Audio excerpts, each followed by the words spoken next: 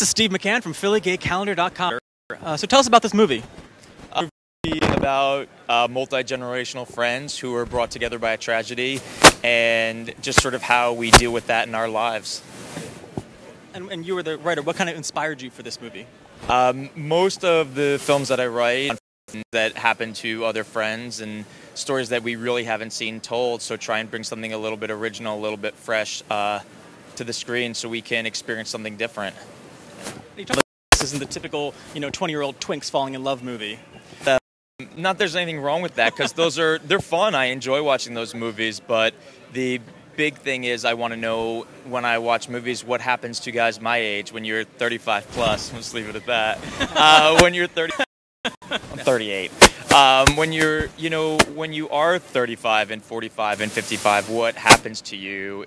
Your life just doesn't end. You don't just disappear like you fall off the earth. You have an amazing and full life, but a lot of the times we don't see those stories unless it's something that's teaching us about HIV, and sometimes you just want to watch a really great story, and that's what this brings to the table. Great. And how did you guys find involved? Well, actually, this is the second movie I funded for actually both of them. Second movie that he's written, second movie that he's directed. So we all kind of came together. He sent me the script a year or so before, and then he got involved in other things for a while. And then I said, "What's going on with that script? Let's make it." And that's kind of what happened. And then Charlie came along because he worked with us on Vampire Boys. And what drew you to this script?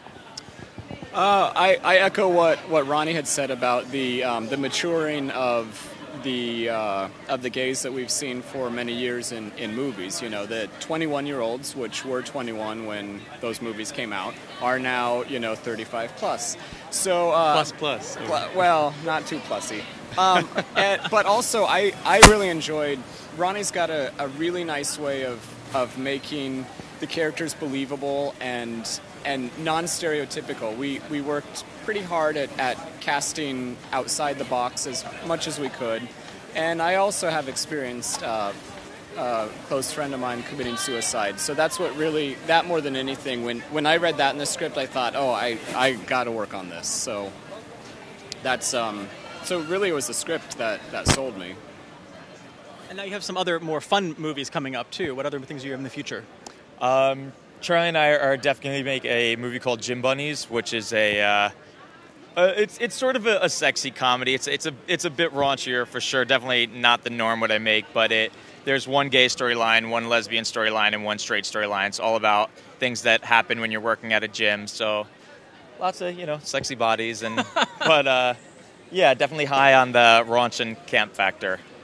So you go all over the scale when it comes to movies. Yeah, and then I'll write something sad, and then we'll do a horror. But Gym Bunnies is, I know we're laughing, but that's actually true. You guys are also working on Vampire Boys, is that right? Actually, Aristocal is just finishing up post-production on Vampire Boys Part 2.